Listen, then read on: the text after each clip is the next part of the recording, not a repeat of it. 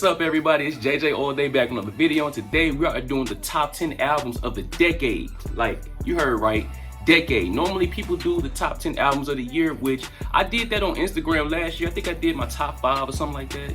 Or I don't know, but anyway, we're doing the top 10 of the decade, and it literally took me about a week to do this list right here, because I wanted to go back, listen to albums, and find out, remember what the years they came out in, because I didn't want to leave nothing out and I didn't want to put nothing on that didn't belong, you know what I'm saying? So it was kind of like doing a research paper, that type of vibe, which I'm good at those, so it wasn't no problem, because I love the hustle, I love the grind, so it was nothing. But I got 10, right? But please don't kill me in the comments, because this is in no particular order, because I don't want to hear y'all saying like, well, why he put this at number 10 or why he put this at number 1.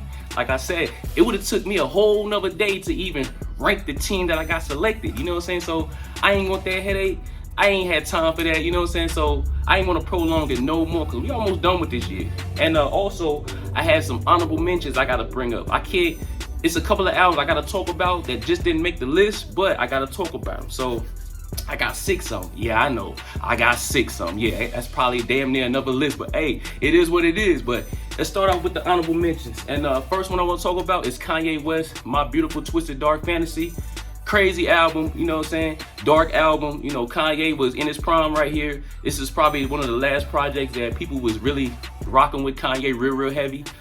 This one is tough though, man. It's definitely one of my favorites, and I couldn't go without mentioning it. If you talk about the decade albums, this one has to be talked about. Kanye West, My Beautiful Twisted Dark Fantasy. The next one is Drake, Nothing Was the Same. Another, you know what I'm saying, arguably a classic album from Drake. Drake was in his bag. You already know what he got on this one. Fire album, loved album. Pretty much damn near from start to finish.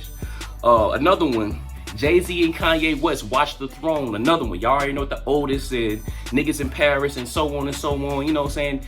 Jay-Z and Kanye West is like, Jordan and Pippen, man. When they get together and they do music, it's a beautiful thing, man. I wish they had a better relationship right now so where they could get back in the studio and do music again. But, but Kanye done went this way and Jay-Z done went that way. But that's another story. Y'all know about that. But that's Watch the Throne. Classic album in my opinion.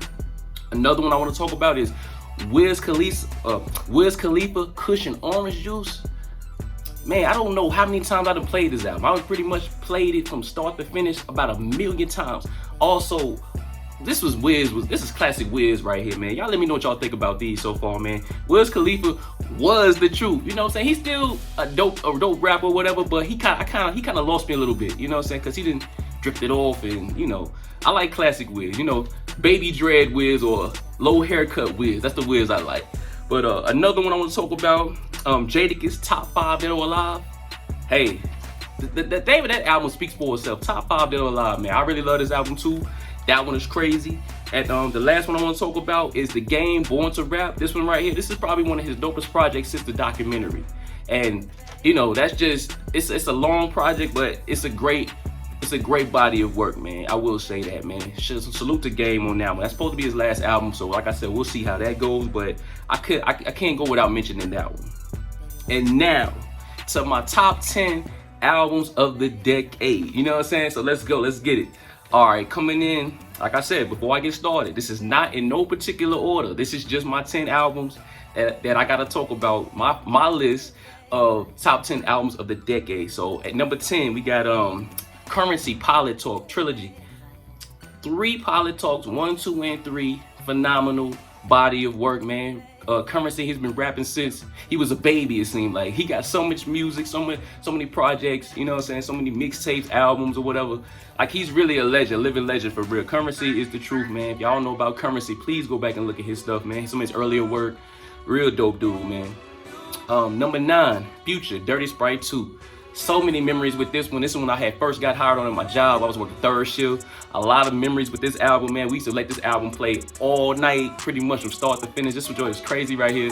Y'all know about Stick Talk and everything like that, man. Just a dope album. This was some Future was undeniable at this time, man. Future was just the truth. Everything he put out around this time was crazy, you know what I'm saying? So that's Future, Dirty Sprite 2. At number 8, I got Jim Jones, El Capo. Man, what more can I say about Jim Jones, man? Jim Jones has really progressed throughout the years, man. His storytelling, his delivery, the beat selections that he chooses. Shout out to the Heat Makers. a phenomenal project that he puts together, man. Just this one right here and his last album was just crazy, man. Like, I mean, Jim Jones has really became the strongest diplomat of them all. You know what I'm saying? Like, shout out to Cam, shout out to Jewels, but we know who been in the gym shooting them jumpers and who hasn't. But yeah, that's Jim Jones, El Capo. Love that one. Number 7, Meek Mill Championships. Meek Mill just came home from jail. People didn't know what he was gonna do, how strong his album was gonna be, but when he came home, this album right here, he just pretty much knocked it out the park, man. This album, it's probably maybe only 2 songs I don't like on this album, but majority of it just fire. From the beat selections, his delivery, the hunger in his voice. He sound like somebody's trying to get a deal again, which I appreciated that. I love this album right here, man. Real crazy right here. That's Meek Mill Championships. At number 6, Jay-Z 444. Grown man music right here, man. This one right here, this album actually went over a lot of people's heads, you know what I'm saying? It wasn't just traditional Jay-Z type album. This was more of grown man music, you know what I'm saying? You sit down, get you a glass of wine or beer or whatever you drink, a shot of liquor or whatever, you sit back and zone with this one right here. This is the one you do that with, man. I'm talking about a lot of food for thought in this album right here, man. That's Jay-Z 444. At number 5, J. Cole, Forest Hill Drive. Arguably, maybe one of J. Cole's best albums in my opinion. Like, undeniable, flawless victory on this album, man. Pretty much, I could let this one ride all the way out, start to finish. Crazy. Like I said, great body of work, man. I love this one to death, man. At number 4, Kendrick Lamar, Good Kid, Mad City. Another one that's probably, arguably, maybe Kendrick Lamar's best album or best work. Which I do put it up there with Damn. You know what I'm saying? I like Damn and I do like To Pimp a Butterfly. But that's another debate though. But this one right here, I feel like this is his strongest in the last 10 years, in this decade right here, man. Strong album. That's Kendrick Lamar, Good Kid, Mad City. Number 3, I gotta go with Migos, Culture. Migos came with a different sound. I mean, you know, it kind of sounds like it reminded you of, you know, 3 6 Mafia, Crime Mob, you know, you know, that type of flow. But at the same time, I got a special love for this album. And this album, I don't care how old it gets, it will forever remind me of my mom. Like, my mom, she is one of the biggest Migos fans. I guess you could say my mom's kind of ratchet, I guess. Yeah, but man, she knows all these songs, you know what I'm saying, on this album. Like, she can sing them word for word. It's crazy. She know the words better than I do. Which, this is another album I really played the hell out of.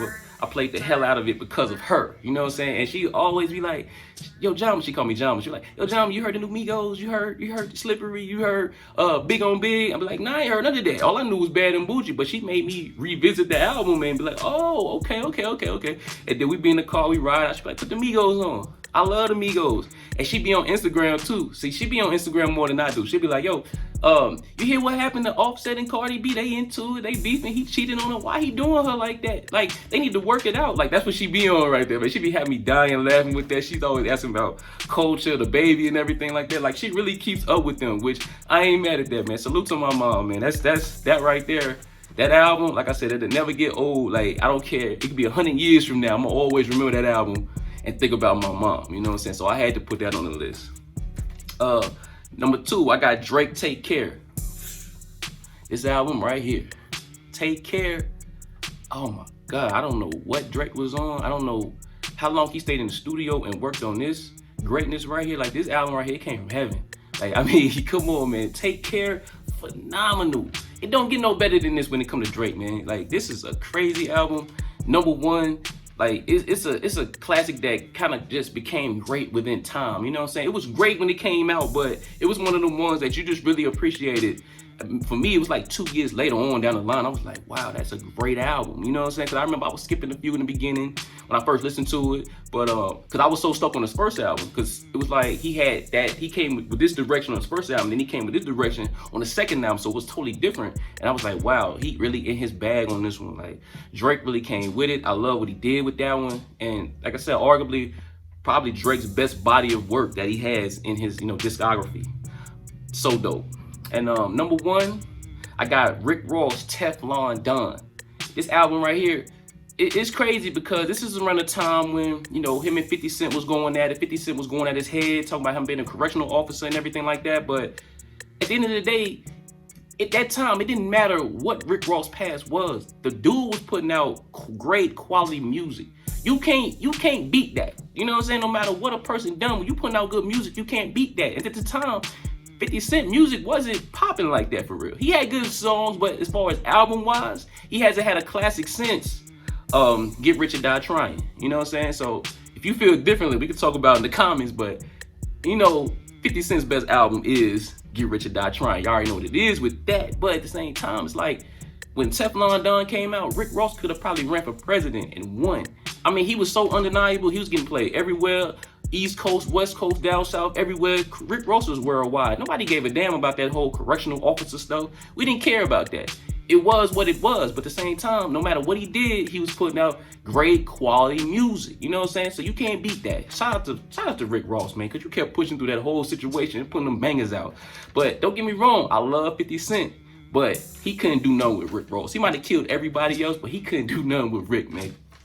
And that's my list right there, man. We're going to leave it at that, man. Like I said, man, if you watch this all the way through, that is in no particular order. That's just my top 10 albums and my honorable mentions I had to speak on right there. So, yeah, man, I couldn't rank those. It would have been crazy trying to rank all those albums to try to get it to who had #1 and all that. If y'all want to take my list and rank it for me, y'all can do that as well, too. But I've rambled enough, man. We're going to shut this thing down. We're going to leave it at that, man. To all my new ones, I appreciate y'all. To all my day ones, I appreciate y'all as well. Salute to all y'all that's been rocking me. I really appreciate it. If you're new to the channel, hit that subscribe button. Much more on the way. More sneaker reviews, music reviews, and maybe a few other things. You know what I'm saying? So just tune in, stay tuned, hit that notification bell so then I drop a video. So, like I said, much more on the way. Salute to all y'all, man. And to the next one, y'all be careful. Y'all be safe, and we out. Peace.